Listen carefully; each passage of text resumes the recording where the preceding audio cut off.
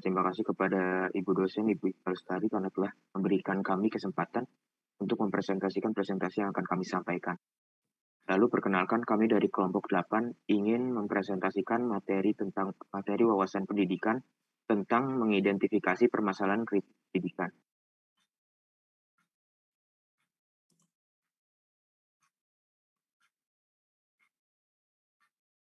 Oh, iya, kami beranggotakan ada 5 orang. Yang pertama ada saya sendiri, Ahmad Azruddin Gofur.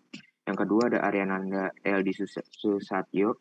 Yang ketiga ada Khairul Rizal Ghazali. Yang keempat ada Farid Rafi Kamal. Yang kelima ada Ibnu Afif Kusuma Hadi.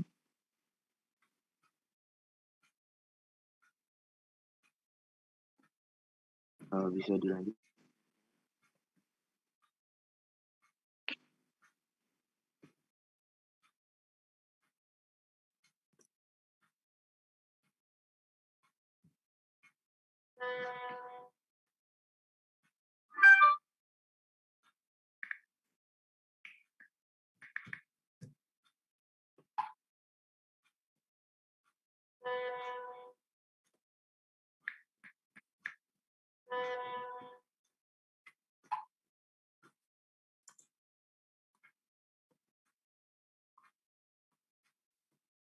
Yang pertama ada keadilan pendidikan.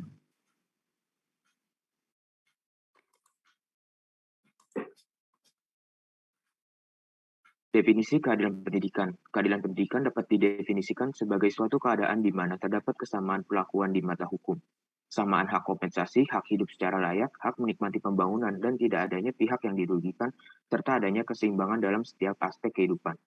Berdasarkan dari Kajian Ekonomi Islam 2008.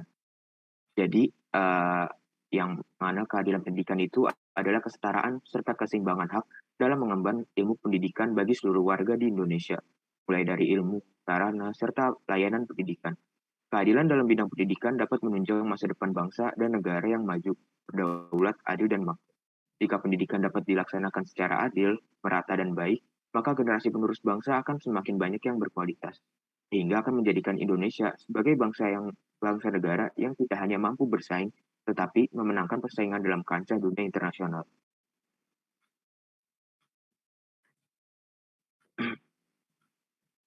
Keadilan pendidikan di Indonesia. Keadilan pendidikan di Indonesia telah dijelaskan dalam Undang-Undang Dasar 1945, Pasal 31 ayat 1 sampai 5, yang berbunyi, 1. Setiap warga negara berhak mendapatkan pendidikan. Pasal 1 ini berbicara tentang bahwa seluruh warga yang berada di Indonesia berhak mendapatkan pendidikan yang setara dengan warga-warga yang lainnya. Kedua, setiap warga negara wajib dasar dan pemerintah wajib membiayainya. Yang ketiga, pemerintah mengusahakan dan menyelenggarakan sistem pendidikan nasional yang meningkatkan keimanan dan ketakwaan serta akhlak mulia dalam rangka meningkatkan kehidupan bangsa yang diatur dengan undang-undang. Yang keempat, ada negara memprioritaskan anggaran pendidikan kurang-kurangnya 20% dari anggaran pendapatan dan belanja negara serta dari anggaran pendapatan dan belanja daerah untuk kebutuhan penyelenggaraan pendidikan nasional. Yang kelima, ada pemerintah memajukan ilmu pengetahuan dan teknologi. Jadi intinya, pemerintah wajib mengupayakan terciptanya proses pendidikan yang adil bagi seluruh rakyat Indonesia. Adil artinya bebas diskriminasi, dan semua warga Indonesia berhak mendapatkan pendidikan. Keadilan dalam pendidikan menjadi jalan untuk membangun dan meningkatkan kualitas sumber daya manusia.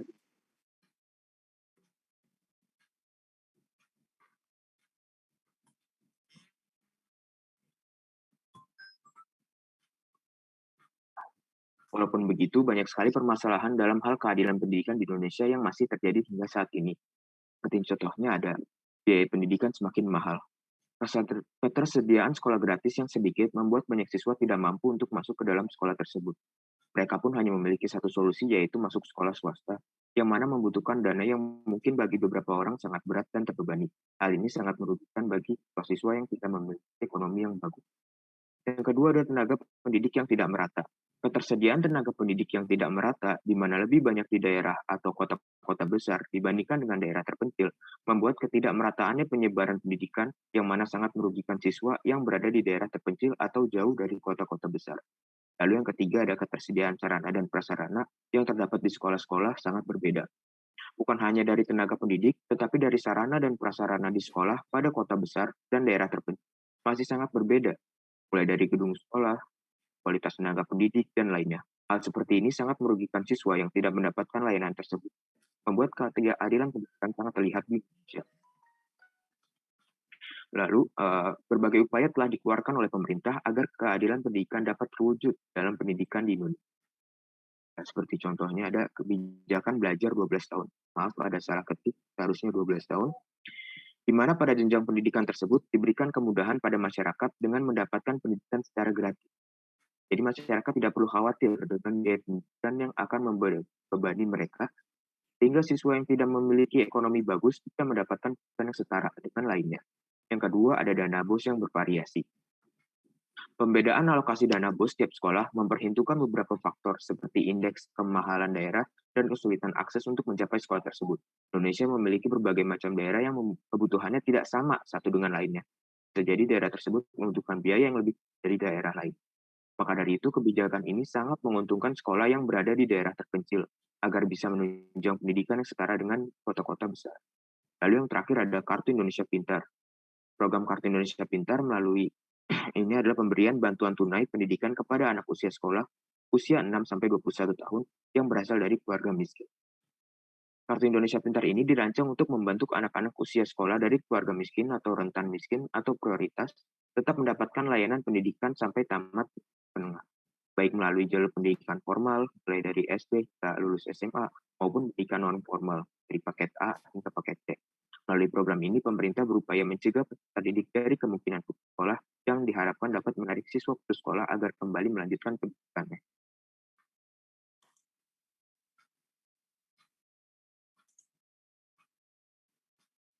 Pengertian mutu pendidikan menurut para ahli. Menurut Ahmad, pada tahun 1993, mutu pendidikan di Indonesia dapat diartikan sebagai kemampuan sekolah dalam pengelolaan secara operasional dan efisien secara komponen yang berkaitan dengan sekolah sehingga menghasilkan nilai tambahan terhadap komponen tersebut menurut norma atau standar yang berlaku. Menurut Eko Suara, pada tahun 1986, melihat mutu atau keberhasilan pendidikan dari 3 sisi, yaitu presentasi, suasana, dan ekonomi dalam hubungan dengan mutu sekolah. Menurut Slamet, pada tahun 1998, berpendapat bahwa banyak masyarakat yang mengatakan sekolah itu bermutu atau unggul dengan hanya melihat fisik sekolah, dan banyaknya ekstrakurikuler yang ada di sekolah.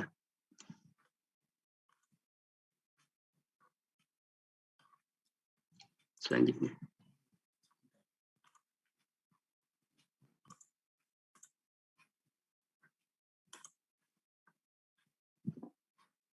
Menurut Hoi et al. Pada tahun 2000 menjelaskan bahwa mutu pendidikan adalah hasil penilaian terhadap proses pendidikan dengan harapan yang tinggi untuk dicapai dari upaya pengembangan bakat-bakat yang para pelanggan pendidikan melalui proses pendidikan. Oleh karena itu, perbaikan proses pendidikan merupakan salah satu upaya untuk mencapai keunggulan dalam penyelenggaraan pendidikan.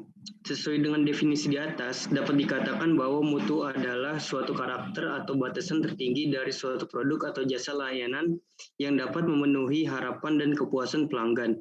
Oleh sebab itu, sudah selayaknya jasa pelayanan pendidikan harus dapat menghasilkan mutu yang baik.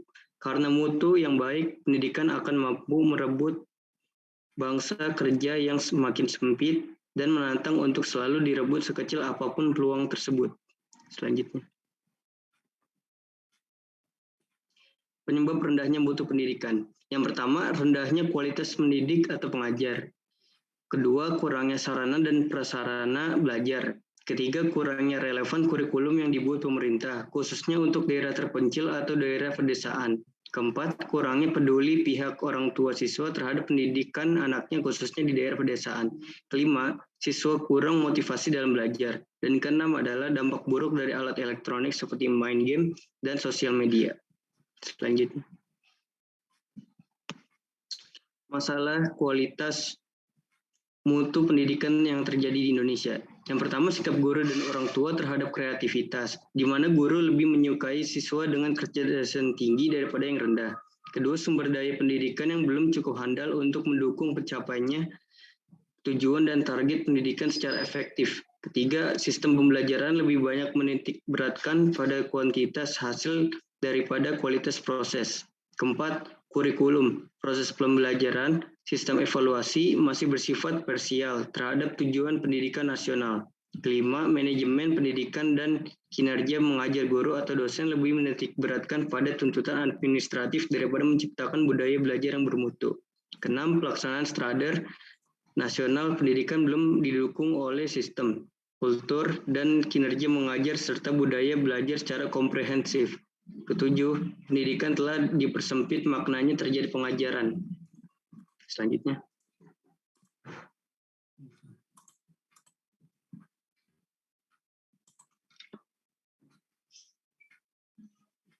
Ada 3 komponen penting dalam pendidikan anak, yaitu pemerintah, sekolah, dan masyarakat.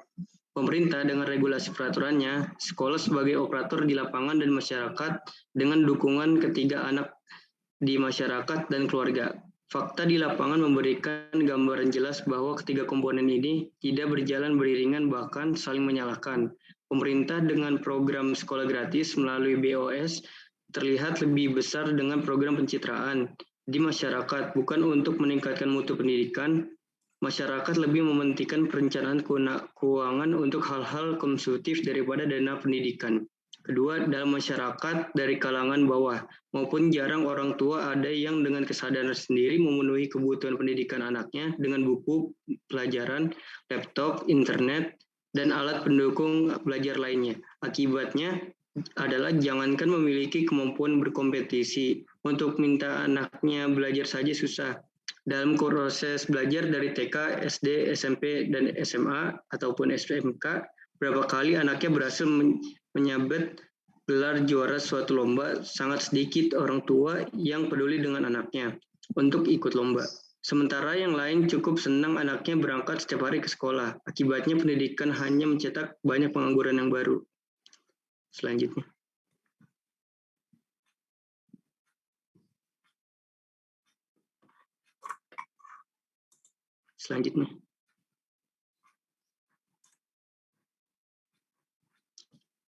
Sekolah sebagai operator tidak jauh beda dengan pemerintah dan masyarakat. Banyak sekolah yang hanya berjalan memenuhi kewajiban melayani siswa, bukan melakukan terobosan dan inovasi untuk mencetak lulusan yang hebat. Di level guru, sama saja, banyak bapak dan ibu guru melaksanakan kegiatan belajar mengajar di sekolah dengan monoton dan membosankan, tanpa inovasi dan kreativitas agar pembelajaran yang dia diberikan menyenangkan. Penyakit tidak mau belajar mau menjangkitkan, sehingga setiap tahun metode belajar akan terus dilakukan dengan cara yang sama. Selanjutnya. Upaya meningkatkan mutu pendidikan. Yang pertama, perubahan kurikulum belajar. Kurikulum merupakan dasar atau jadwal pendidikan yang diajar oleh guru kepada peserta didiknya. Perubahan kurikulum ini bisa meningkatkan pendidikan. Namun dengan perubahan kurikulum ini kadang menimbulkan kontroversi bagi semua orang. Perubahan kurikulum ini harus dipertimbangkan dengan matang agar peserta didik dan pendidik dapat melaksanakannya dengan baik. Kedua, peningkatan mutu guru. Meningkatnya kualitas guru bisa dilakukan dengan menyeleksi guru sebelum mereka mengajar pada suatu sekolah. Dengan adanya seksi yang tepat ini, diharapkan guru benar-benar merupakan tenaga pilihan yang baik membimbing muridnya dengan baik. Ketiga, bantuan operasional sekolah ataupun BOS. BOS ini dirancang untuk pemerintah untuk membantu sekolah yang tidak mampu agar bisa menyediakan sarana dan prasarana pendidikan yang layak dan dibutuhkan siswa pendidiknya. Namun kadang program ini disalahgunakan untuk pihak yang tidak bertanggung jawab sehingga penyampaiannya masih belum optimal. Keempat, bantuan khusus murid atau BKM. Program pemerintah ini khusus untuk membantu biaya bagi murid yang tidak mampu agar bisa mengenyam pendidikan sama seperti anak lainnya. Dan yang terakhir, sarana dan prasarana pendidikan yang maju dan layak. Bila mutu pendidikan di negara kita belum maju, maka sarana dan prasarana pendidikan harus ditingkatkan lebih baik. Bila sarana pendidikannya bagus dan modern, maka siswa bisa melaksanakan pendidikannya dengan baik. Selanjutnya. Undang-Undang Sidiknas Nomor 2 Tahun 2023. Undang-undang ini berbunyi, pendidikan adalah usaha sadar dan terencana untuk mewujudkan suasana belajar dan proses pembelajaran. agar peserta didik secara aktif mengembangkan potensi dirinya untuk memiliki kekuatan spiritual agama, pengendalian diri, kepribadian, kecerdasan, akhlak mulia, serta keterampilan diperlukan dirinya, dan masyarakat, bangsa, dan negara.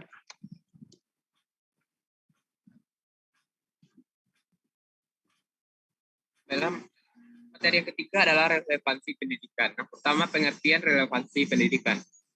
Relevansi adalah sebuah hubungan antara dua hal yang saling terkait atau cocok satu sama lain, sehingga hal tersebut saling berhubungan dengan satu sama lain. Secara umum, konsep relevansi adalah sebagaimana seseorang bisa mencoba untuk menghubungkan satu topik dengan konsep lainnya secara bersamaan dan mempertimbangkan konsep keduanya. Intinya relevansi adalah sesuatu yang mempunyai kecocokan. Contohnya seperti hubungan antara keluarga dan pertemanan yang masih ada ikatan keluarga. Ya, berikutnya adalah pengertian relevansi pendidikan. Relevansi pendidikan adalah kecocokan antara kemampuan yang diperoleh melalui jenjang pendidikan dengan kebutuhan pekerjaan. Singkatnya, relevansi adalah sejauh mana sistem pendidikan bisa menyelesaikan masalah-masalah seperti yang digambarkan dalam rumusan tujuan pendidikan nasional. Sehingga kurikulum pendidikan yang digunakan haruslah sesuai dengan tuntutan hidup maupun kebutuhan pekerjaan dalam kehidupan nyata. Sebab lulusan pendidikan diharapkan dapat mengisi semua sektor pembangunan yang beraneka ragam seperti sektor produksi. Oleh karena itu, relevansi pendidikan dianggap penting.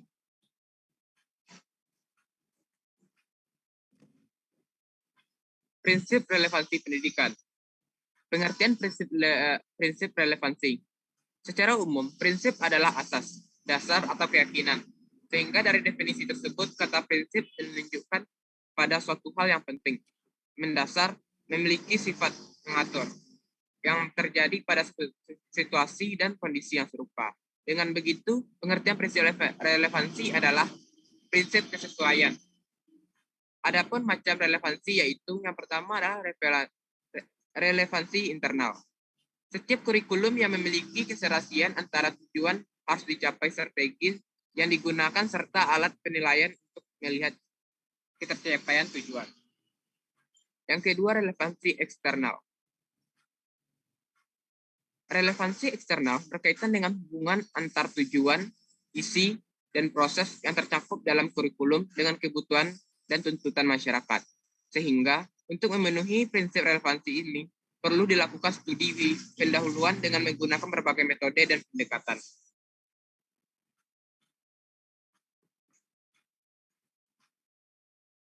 Pengertian relevansi pendidikan menurut para ahli. Yang pertama, menurut Green 1995, relevansi adalah suatu sifat yang terdapat pada dokumen yang bisa membantu pengarang untuk memecahkan kebutuhan informasi. Yang kedua, menurut John M. Reed, relevan adalah sebuah informasi dalam pencarian pada koleksi perpustakaan seperti data bibliografi yang disesuaikan sesuai dengan kebutuhan pengguna. Menurut Soeharto dan Tata Irianto. Sedangkan menurut Soeharto dan Tata Irianto, relevansi adalah kesesuaian sesuatu yang diinginkan oleh seseorang. Yang keempat, menurut Purwadarminta, relevansi adalah kesesuaian keberadaan sesuatu atau gaya kepemimpinan yang diinginkan oleh suatu kelompok. Yang kelima, Einon Mott. Menurut relevansi adalah kaitan atau hubungan erat terkait pokok masalah yang sedang dihadapi.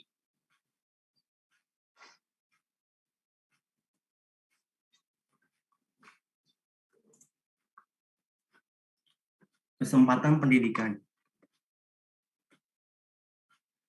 Kesempatan pendidikan di sini yang dimaksud itu adalah besar perhatian pemerintah yang diakibatkan oleh pendapatan rakyat yang mengakibatkan tingkat kesempatan pendidikan. Kesempatan pendidikan itu bisa diukur ada dua, yaitu ada APK yang pertama, ada angka partisipasi kasar yang merupakan proporsi jumlah penduduk yang sedang bersekolah pada suatu jenjang pendidikan terhadap jumlah penduduk usia sekolah yang sesuai dengan jenjang pendidikan. Jika jumlah populasi siswa yang bersekolah pada suatu jenjang tertentu melebihi jumlah anak pada usia sekolah sesuai jenjang pada bersesuaian, maka nilai APK akan lebih dari 100. Secara umum, APK digunakan untuk mengukur keberhasilan program pembangunan pendidikan yang diselenggarakan dalam rangka memperluas kesempatan bagi penduduk untuk mengenyam pendidikan. Di sini terlihat ada tabel angka partisipasi KASAR 2020. Gambar di atas memperlihatkan APK jenjang pendidikan SD yang melebihi 100% yang hingga 106,33%. APK SMP sebesar 92,06%. APK SMA sebesar 84,53% dan APK untuk jenjang pendidikan perguruan tinggi pada usia 19 hingga 24 tahun sebesar 25,50%. Serta APK untuk jenjang pendidikan perguruan tinggi pada usia 19 sampai 23%, sampai 23 tahun sebesar 30,85%. Yang kedua ada angka partisipasi murni. Indikator lain untuk kesempatan pendidikan yaitu angka partisipasi murni.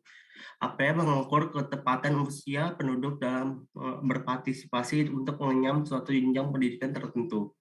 Secara umum, nilai APM maka selalu lebih rendah dari APK, karena APK memperhitungkan jumlah penduduk di luar usia sekolah pada jenjang pendidikan yang bersangkutan, sedangkan APM hanya sebatas usia pada jenjang bersesuaian.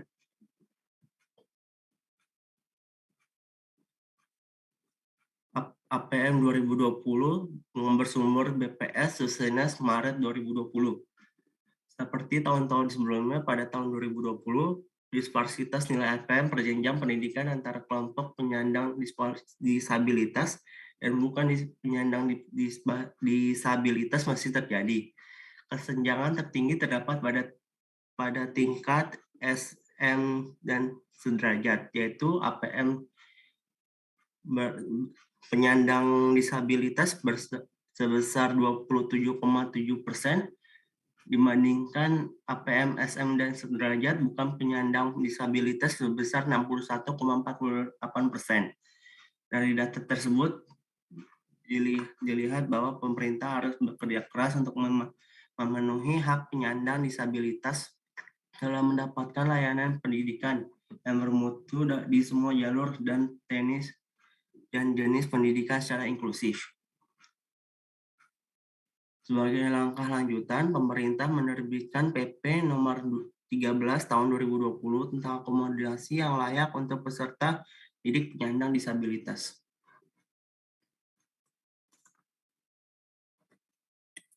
Pemerataan pendidikan. Pemerataan pendidikan itu adalah suatu proses, cara, dan perbuatan melakukan pemerataan terhadap pelaksanaan pendidikan sehingga seluruh lapisan masyarakat dapat merasakan pelaksanaan pendidikan. Hal ini dimaksudkan agar setiap orang mempunyai kesempatan yang sama untuk memperoleh pendidikan.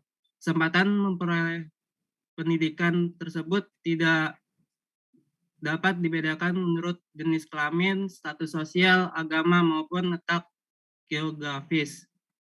Pemerataan pendidikan mencakup dua aspek, yaitu persamaan kesempatan untuk memperoleh pendidikan yang berarti semua penduduk usia sekolah telah memperoleh kesempatan pendidikan.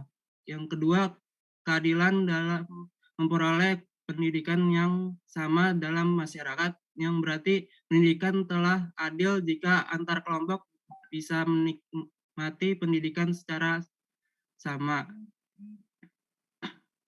Next.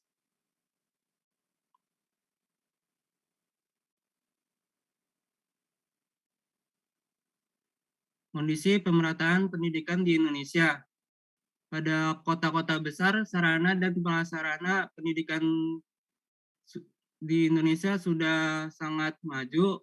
Kemudian pada desa-desa itu hanya mengandalkan sarana dan prasarana seadanya. Contohnya tertinggalnya penggunaan teknologi pada pembelajaran dan kurangnya fasilitas transportasi umum.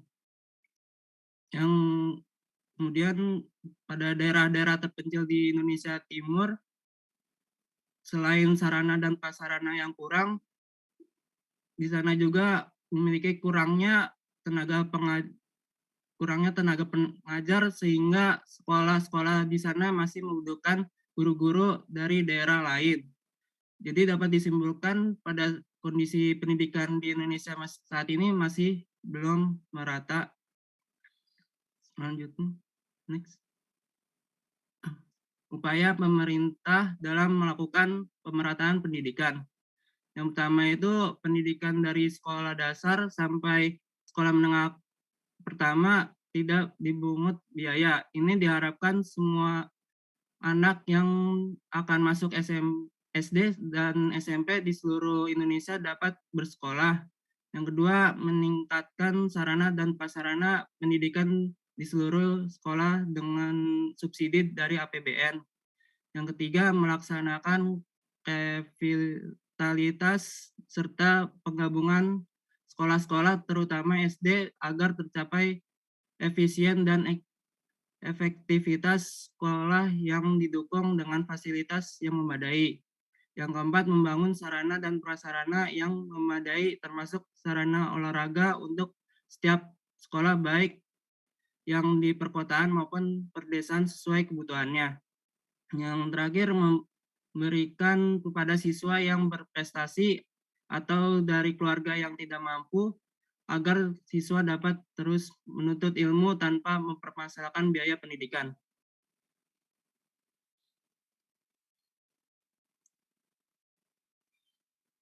Next.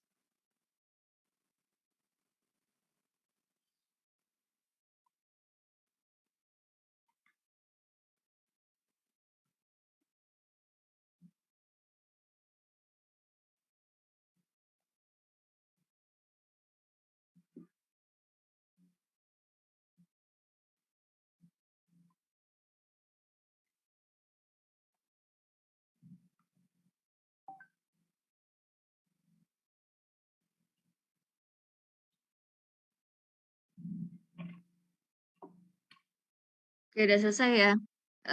Mungkin untuk kelompok ini sama kelompok yang berikutnya ya, kita kan akan kuliah di hari Sabtu besok, itu akan Ibu jadikan materi UAS ya, karena ada problematika pendidikan dan mestinya sih tidak dibentuk dalam presentasi kelompok ya.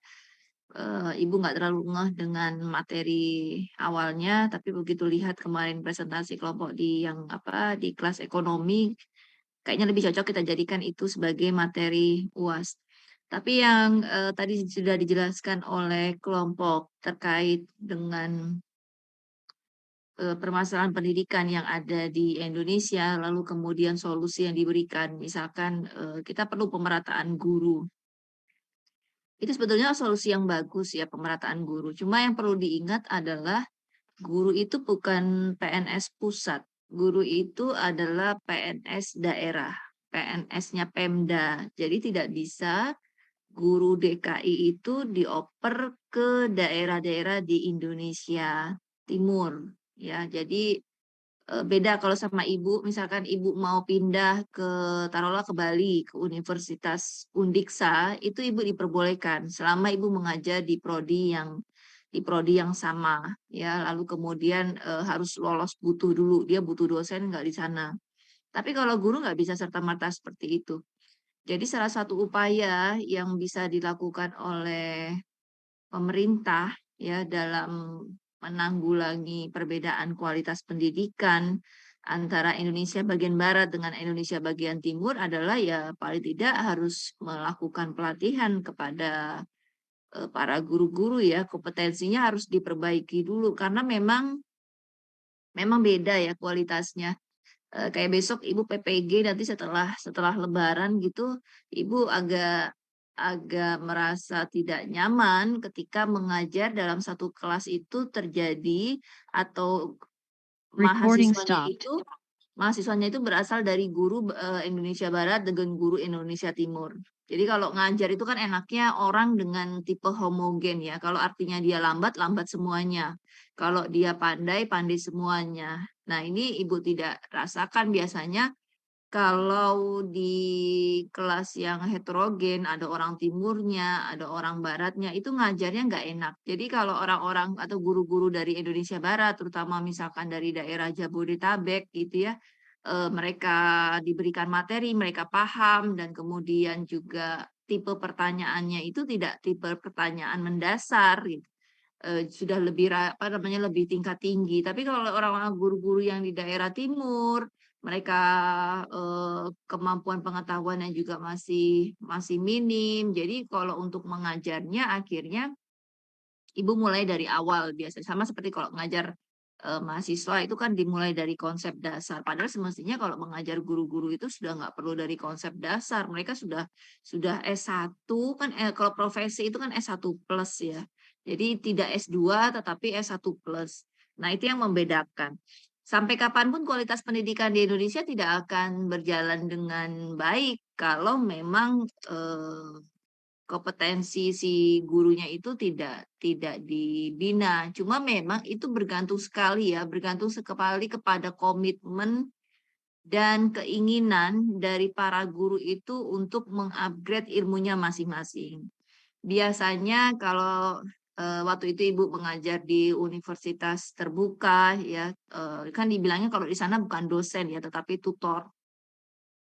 Ibu melakukan 8 pertemuan dengan mahasiswa dan mahasiswa-mahasiswanya itu sebagian besar adalah usianya di atas Ibu sekali. Jadi waktu itu tuh usianya seorang tua Ibu ya 55, 56 dan mereka mau mendekati pensiun. Mereka kuliah itu rata-rata hanya untuk mencari ijazah. Ya, makanya mereka mengambilnya di UT yang sistem pembelajaran, sistem pendidikannya tidak sekaku universitas yang pembelajarannya di mana harus tatap muka. Salah satu contoh misalkan ketika Ibu ngajar kan waktu jam itu dari jam 8 sampai jam 12 ya. Ada guru SD itu jam-jam siang tuh udah pamit pulang duluan gitu, nggak peduli. Dia alasannya gini, itu bukan izin ya, hanya pemberitahuan. Beda izin sama pemberitahuan itu kan beda. Kalau misalkan Mars kan izin Bu, besok saya tidak hadir, itu izin. Tapi dia pemberitahuan, "Bu, saya mau pulang ya, Bu, mau mau mengejar kereta. Nanti kalau misalkan saya nunggu jam Ibu selesai, kereta saya ketinggalan." Bilang begitu dia pergi aja gitu tanpa mendengarkan jawaban dari saya gitu kan, apakah saya mengizinkan atau tidak, dan itu setiap minggunya berlangsung seperti itu, ya. Lalu kemudian ketika misalkan hari ini sudah diberikan materi, padahal kita bicara guru DKI nih ya. Diberikan materi pembelajaran tentang segala sesuatu. Lalu kemudian minggu depan kan seminggu sekali tuh kuliahnya sama seperti Anda, cuma dia letaknya di hari Minggu. Ketika datang lagi di hari Minggu depannya itu udah blank. Ya. Jadi seperti kita mengajar orang yang tidak ada atau tidak memiliki fondasi ilmu sama sekali. Jadi kalau waktu sampai akhirnya bilang, "Gimana ya Bu, kok lupa terus?" gitu ya. Lalu bilang, "Ya maklum Bu Ika, kan kami itu harus mendidik anak, kami harus." Ya kan sama seperti saya. Saya juga mahasiswa saya jauh lebih banyak daripada Ibu. Ibu barangkali siswa-siswanya hanya satu kelas itu, kalau di Jakarta itu kan maksimal 32 siswa. Kalau Ibu 30 SKS bisa berapa ratus mahasiswa yang harus diurus, tapi kan nggak pernah lupa, ya nggak pernah lupa terhadap materi-materi. Kalau baca tetap aja ingat. Nah, jadi itu yang harus diputus ya, fenomena-fenomena yang seperti itu. Kita nggak akan pernah memperoleh kualitas pendidikan di Indonesia yang cukup bagus kalau memang tidak dimulai dari gurunya. Kayak Ibu juga melakukan ya, pelatihan di SD di daerah Ciracas. Ciracas kan Jakarta Timur tuh ya. Tentang Ibu buatnya tentang penulisan karya ilmiah. Jadi dalam membuat artikel jurnal ilmiah. Baru duduk nih, kan sudah diizinkan oleh kepala sekolah ya untuk isi materi di situ. Baru duduk, baru awalan pembuka, lalu para guru itu melihat judul PowerPoint yang Ibu sampaikan. Mereka bilang gini, ya Bu Ika, ngapain kita belajar ini Bu Ika? Kami tidak akan berniat untuk naik pangkat, ya. Karena kalau pensiun, kalau PNS itu golongan naik otomatis. Jadi kalau misalkan Ibu PNS, Ibu nanti pensiun di golongan 4C atau 4D itu sudah pasti akan naik ke 4 atasnya, 1 tingkat lebih naik. Nah, mereka rata-rata di golongan 3D. Kalau guru itu golongan 3D mereka mau naik ke 4A, mereka harus nulis artikel. Tapi celakanya guru-guru itu tidak berniat untuk naik golongan 4. Begitu akhirnya Ibu tanya, kenapa Ibu tidak berniat naik golongan 4 untuk menghasilkan sebuah artikel persyaratannya? Mereka bilang, gini, pertama alasannya, untuk apa? Ya, sudah malas untuk belajar. Audiens kami adalah siswa SD yang notabene seumur hidup yang namanya siswa SD nggak akan belajar seperti mahasiswa. Beda sama seperti mahasiswa ya. Kalau mahasiswa kan Ibu harus terus membaca, harus upgrade ilmu. Kalau di guru SD katanya mereka tidak perlu itu. Itu yang pertama. Lalu yang kedua, jawaban mereka kan kalau golongan itu 4 ntar pajak pendapatannya tinggi Bu Ika. Golongan 3 mereka dipotong hanya 5%, sedangkan kalau golongan 4 itu adalah 15%. Jadi ketika Ibu mendengarkan 2 jawaban itu, Ibu miris. Guru-guru yang di daerah Ciracas saja, meskipun kita tidak mampu menggeneralisir ya, jadi biasanya kalau guru-guru muda sekarang yang ya seusia Anda ataupun di usia kalau kita katakan milenial gitu, itu sudah lebih sadar dia di dalam mengupdate dirinya. Tapi kalau guru-guru tua gitu ya, guru-guru senior atau kepala usia 50-an itu pasti bilangnya begitu, ngapain kami belajar begini gitu ya. Tunjangan kami sudah besar. Malah justru dengan tunjangan DKI yang besar itu mereka harus sadar ya, malu sama negara, mereka dibiayai cukup tinggi. Guru DKI dengan gerangan gaji Ibu tuh besaran guru DKI. Jadi kalau mahasiswa PGSD lalu kemudian dia 0 tahun masa kerja dan dia berhasil menjadi CPNS guru DKI, anak kemarin sore itu, kalau Ibu bilang kan mahasiswa itu kemarin sore ya, dia begitu jadi guru SD, mereka langsung dapat take home pay itu 7 juta. Dengan masa kerja 0 tahun. Ya, sedangkan kalau Ibu 13 tahun aja 7 juta itu sudah dengan sertifikasi. Mereka 7 juta itu awal mulanya. Makanya kalau misalkan dengan masa kerja seperti Ibu bisa dapat 12 juta. Tanpa mereka harus melakukan penelitian, tanpa mereka harus mengajar sekian SKS gitu ya. Tanpa mereka harus melakukan publikasi atau menulis buku teks gitu. Nah sebetulnya kan pemerintah itu dengan pemberian sertifikasi atau gaji sertifikasi itu mengharapkan guru-guru itu sudah nggak lagi ngobjek. Kalau dulu di zaman Ibu sekolah seringkali guru-guru itu ngobjek. Kalau guru agama pasti membuka les ngaji. Atau kalau guru mata pelajaran dia pasti membuka les. Sampai ada guru bilang, kalau kamu nggak ikut les sama saya, nilai pelajaranmu di rapot itu akan jelek. Akhirnya Ibu terpaksa harus ikut les sama guru bersangkutan. Karena dia nyari-nyari income tambahan. Nah sekarang kalau guru-guru di DKI nggak boleh begitu. Mereka harus fokus kepada anak didiknya. Nah terkadang ada yang merasa bahwa dia sudah cukup salarinya, lalu dia malas. Itu terlihat sekali ya kalau misalkan kalau di mahasiswa kependidikan itu ada namanya PKM. Praktek kegiatan mengajar. Dan mahasiswa itu harus mengajar di sekolah. Baik itu di jenjang SD, kalau Ibu kan PGSD berarti mahasiswa harus mengajar di jenjang SD, lalu kalau bidang studi mereka harus mengajar di jenjang SMP maupun SMA. Ibu nggak tahu kalau jenjang SMP atau SMA bagaimana. Tetapi mahasiswa ketika dia terjun ke sekolah, Ibu sudah bilang ke sekolahnya padahal ya, ini adalah mahasiswa Bapak dan Ibu. Jadi jangan disamakan seperti guru yang sudah bertahun-tahun di dalam mengajar. Mereka harus banyak menimba ilmu yang ada di lapangan. Ya, Ibu bilang begitu pengantarnya, pasti selalu ada pengantar. Barangkali kami dosen hanya bisa membekali kepada ilmu teoritisnya, tetapi ilmu prakteknya mahasiswa masih nol besar. Mahasiswa masih sangat miskin. Jadi diharapkan tolong diberikan pendalaman terkait dengan kegiatan pembelajaran yang ada di dalam kelas plus kegiatan administrasi sekolah. Tetapi mahasiswa tidak setiap hari datang ke sekolah. Jadi saya akan membuat tiket kepada mahasiswa hari apa saja mereka ada. karena nanti harus ada 2 mata kuliah yang akan mereka ambil. Ya kalau di depan Ibu rata-rata sekolah akan iya Bu, manut-manut aja. Tapi ketika mahasiswanya Ibu lepas, kan kalau dosen itu memang tidak memantau mahasiswa ke sekolah. Jadi kami atau Ibu hanya wajib 4 kali kedatangan di sekolah, dan itu mahasiswa udah mulai jerit itu. Biasanya di pertemuan kedua, pertemuan ketiga, baru ketahuan seperti apa sekolahnya. Apalagi kalau sekolahnya itu tidak terakreditasi A, ya, hanya akreditasi B. Mahasiswa itu menjadi bulan-bulanan. Pertama, mereka akan diminta mengajar secara lepas, ya, padahal sebetulnya menyalahi aturan. Mahasiswa tidak diminta mengajar secara lepas di tahap pertama. Jadi harus ada guru utama mengajar, lalu kemudian mahasiswa sit in, lalu kemudian nanti di minggu ketiga atau minggu keempat baru terbalik posisinya, mahasiswa yang mengajar, guru yang sit in. Tapi justru enggak. Akhirnya mahasiswa yang ngajar full, anak-anaknya lebih mengenal mahasiswanya daripada guru utamanya. Gurunya nggak tahu kemana, ya. Dan ada lagi yang pengalaman ketika sekolah itu kedatangan buku perpustakaan yang jumlahnya luar biasa banyak, mahasiswa yang kena batunya, ya. Jadi di situ biasanya mahasiswa akan ngeluh, Ibu, kami digini. Jadi antara apa ya?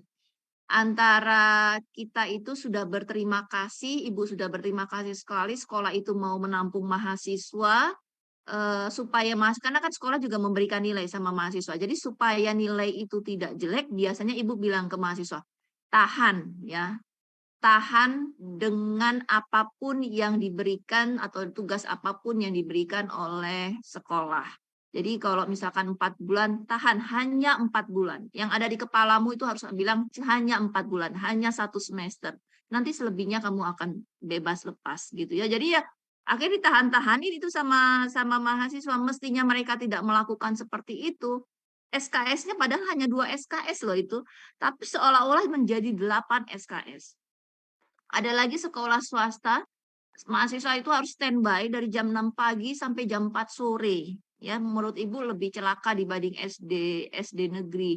Makanya jadi biasanya ketika mahasiswa itu mengajukan sekolah, itu Ibu selalu seleksi dulu, sekolah mana yang kamu mau cari. Kalau seandainya sekolah itu bisa diganti dengan yang akreditasi A, Ibu lebih mengarahkan mahasiswa itu ke sekolah-sekolah yang akreditasi A. Yang artinya mahasiswa itu bisa belajar juga di sekolah itu. Nggak hanya cuma menjadi bulan-bulanan bagi guru-gurunya, yang jangan kesenangan guru-gurunya. Oh, ada mahasiswa kependidikan, mahasiswa PGSD, mereka bisa menggantikan saya mengajar. Ya enggak begitu. Nah, itu menunjukkan kualitas ya, kualitas manusianya yang salah di dalamnya ya.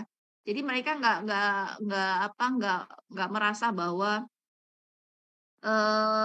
punya tanggung jawabnya yang akhirnya menjadi dipertanyakan. Makanya kan sekarang Mas Menteri ini lagi membuat wacana ya, semua guru di Indonesia itu minimal sekarang harus magister. Katanya begitu. Dan Ibu sebetulnya setuju dengan pernyataan bahwa guru-guru itu harus minimal magister S2, karena pola pikirnya nanti biasanya akan berbeda dengan mahasiswa S1, dan orang untuk kuliah S2 kan nggak gampang ya. Itu sulit sekali dan diharapkan dia bisa membawa perubahan di kelasnya masing-masing. Yang sekarang itu kan kalau mahasiswa S2 juga sama seperti mahasiswa-mahasiswa yang sudah bekerja ya, hanya senangnya ijazahnya aja, ilmunya nggak dapat. Ibu kalau ngajar di pasca itu di S2 itu seringkali itu ngomel-ngomel ya, sampai pernah Ibu mengeluarkan, kenapa saya mengajar Anda jauh lebih sulit dibandingkan mengajar mahasiswa S1. Anda sudah menjadi guru, karena rata-rata kalau di pasca pendidikan dasar itu pasti guru SD Ibu mengajar, guru SD yang ambil S2, jadi dia tugas belajar, pengen menimba ilmu juga, tapi ternyata kualitasnya lebih jelek dibandingkan mahasiswa S1 ya. Pernah marah-marah di kelas ini penulisan artikel terindeks Scopus itu materinya kan sulit ya. Tapi ya di S1 PGSD juga Ibu berikan materi itu, mahasiswa 15 mahasiswa, karena satu mata kuliah di PGS itu cuma 15 mahasiswa kalau untuk mata kuliah artikel ilmiah, karena cukup sulit materinya, jadi dibikin kecil kelasnya. Itu 15 mahasiswa S1 itu berhasil submit. Mahasiswa S2 nggak bisa sampai submit. Ya. Seberkali-kali itu sudah ditanyakan, itu nggak bisa. Sampai Ibu bilang, Anda itu S1-nya dari mana ya? Anda itu pernah menulis skripsi atau tidak? Kenapa Anda kualitasnya beda dengan mahasiswa saya yang S1? Kenapa mahasiswa S1 itu bisa, Anda S2 tidak bisa gitu ya? Jadi semakin itu juga sebetulnya nggak terlalu ini juga gitu. Karena mereka sudah terdoktrinnya begini. Kalau saya ambil S2, saya punya ijazah, nanti saya bisa jadi kepala sekolah. Kalau saya jadi kepala sekolah di DKI Jakarta, tunjangan saya besar gitu ya. Makanya sekarang di prodi S2 Dikdas itu jumlah mahasiswanya semakin berkurang. Karena dia nyoba-nyoba, dikiranya kalau orang kuliah S2 itu enak. Cuma tinggal duduk, dengar, bayar, langsung keluar ijazahnya, dosennya gampang di ini nih. Tetap aja kan nggak ada bedanya. Sekarang semakin berkurang itu jumlahnya. Apalagi kemarin ketika mahasiswa bimbingan Ibu disertasi itu kan guru SD juga, tapi hebat juga beliau. Makanya Ibu salut juga ada mahasiswa S3, guru SD mau ambil apa namanya mungkin pejabat kali ya, entah mungkin kepala sekolah atau apa. Memberikan judulnya juga semakin nggak jelas. Ibu bilang lagi, Bu, bukan berarti Ibu mahasiswa S3, Ibu di dalam membuat judul penelitian itu semua variabel masuk, nggak begitu. Ibu harus paham posisi S3 itu di mananya. Posisi S2 itu di mananya. Jadi kalau orang itu semakin tinggi tingkatan jenjang pendidikannya, kedalaman ilmunya itu semakin dituntut. Jadi nanti kalau kamu ambil S2 tuh jangan kamu anggap S2 itu gampang, meskipun dia itu 2 tahun ya. Tapi itu justru lebih sulit lagi. Tuntutannya jadi jauh lebih banyak daripada program sarjana. Tetapi dia paling tidak ketika si guru-guru itu bisa mengenyam saja pendidikan sampai di level magister, nggak usah dokter lah ya. Kalau dokter itu kan kalau buat guru belum butuh ya. Beda kalau untuk dosen. Dia di magister, dia bisa tahu wawasan jauh lebih banyak, dia sudah main-main dengan artikel internasional, lalu kemudian dia bisa praktekkan itu ke sekolah, diharapkan kualitas pendidikannya juga jauh lebih baik. Tapi kalau kita bicara dengan Indonesia yang ada di sebelah timur, ya itu mungkin kalau daerah barat bisa digeber 120 km per jam, Indonesia Timur nggak bisa seperti itu. Ya, karena memang tingkat ekonominya juga berbeda, lalu kemudian sarana prasarana fasilitasnya juga berbeda. Kayak kemarin tuh yang Ibu ke Cisaat ya, di Desa Cisaat Kabupaten Subang, itu kan menjadi wilayah desa binaannya UNJ. Jadi dosen-dosen kalau pengabdian masyarakat disuruhnya ke situ wajibnya. Cuma Ibu nggak mau di daerah situ. Kenapa? Karena ya namanya desa ya, nggak ada fasilitas, adanya cuma kebun teh, lalu kemudian adanya hanya mata air. Kalau kita tinggal di situ sehari 2 hari sih nggak masalah. Ibu bilang ke dosen dosen pariwisata FIS, wah saya kalau tinggal di sini pusing kepala saya, nggak ada GoFood, nggak ada sinyal begini, gimana caranya kita bisa berinteraksi? Kalau diajak internet aja nggak bisa masuk, bagaimana kualitas pendidikan itu bisa bagus? Jadi benar tadi kata kelompok, sarananya diperbaiki dulu, fasilitasnya diperbaiki dulu. Paling nggak dia sejajar, paling nggak dia memiliki kualitas yang sama seperti siswa-siswa yang ada di kota. Meskipun nggak usah Jakarta dah, tapi paling nggak di kota aja sama, itu sudah jauh lebih baik, sudah bisa membuat kualitas mereka itu ya lebih mumpuni ya. Apalagi kalau dengan anak-anak yang Papua ya, mahasiswanya aja begitu, mahasiswa S1 ya, yang pernah Ibu ajar, baca aja dia masih terbata-bata, lalu kemudian ya beda ininya, dan banyak pelanggaran waktu itu dilakukan. Makanya kampus Wirawiri melakukan pemecatan ya sama mahasiswa-mahasiswa dari daerah Papua. Jadi ya mohon maaf ya, bagi mereka mungkin kumpul kebo itu biasa-biasa aja. Jadi ketika di asrama kampus itu ditemukan laki-laki perempuan itu satu kamar, dan itu di luar dari ibu asrama. Jadi ada satu dosen yang dijadikan ibu asrama dan diberikan tempat tinggal di Setiabudi yang gunanya untuk memonitor. Tapi kan namanya memonitor nggak bisa 100% memonitor ya. Jadi sering ada sekitar berapa mahasiswa itu dipulangkan ke Papua oleh UNJ karena memang tidak boleh kalau mahasiswa beasiswa itu meskipun dia itu dibayari oleh Pemda, dia harus ikut ketentuan kampus. Dia nggak boleh melakukan tindakan asusila dan sebagainya. Ternyata ada beberapa mahasiswa yang melakukan pelanggaran asusila di dalam kampus, akhirnya dipecat. Nah itu gurunya masa mau begitu sih, calon gurunya masa begitu? Gimana dia mau mendidik anak bangsanya, mau mendidik anak-anak daerah di Papua kalau gurunya aja tidak bermartabat, ya. Kira-kira begitu pengantar dari Ibu. Jadi nanti permasalahan problematika pendidikan itu akan Anda bahas dari sudut pandang teori-teori yang sudah dijelaskan di wawasan pendidikan. Ya, nanti Ibu masukkan ke dalam Google Classroom, tapi kita tunggu dulu sampai presentasi kelompok selesai. Nah, hari Sabtu karena Ibu kegiatan di Hotel Mars mana nih Mars? Mas, kita sama teman-teman kita mulai jam 8 pagi kali ya, karena Ibu harus mulai di jam 10 pagi, tapi mudah-mudahan nggak terlalu lama di hari Sabtu itu. Ibu bisa mencuri waktu sebelum dimulai di kamar lah nanti. Jadi mohon maaf mungkin besok Ibu di kamar posisinya. Lalu 2 kelompok ya Mas, berarti ya Mas, sisanya ya? Iya Bu, kelompok terakhir itu Bu, 9 dan 10. Nah oke. 9 dan 10 maju. Jadi kalau 9 10 maju nanti mudah-mudahan di hari Senin Ibu sudah bisa langsung memberikan UAS-nya. Ya, sambil Anda liburan lebaran, makan ketupat, makan opor ayam sembari ngerjakan UAS. Iya Bu, terima kasih. Kita ini. Mars, kamu bisa print screen-kan kami enggak, Mars? Oh, untuk di absen ya Bu? Ya, Ibu nggak bawa absen. Coba jangan sampai ada yang mental. Ini 46. Coba Mars, Mas. Kirim ke Ibu WA-nya. Oke, baik Bu, sebentar.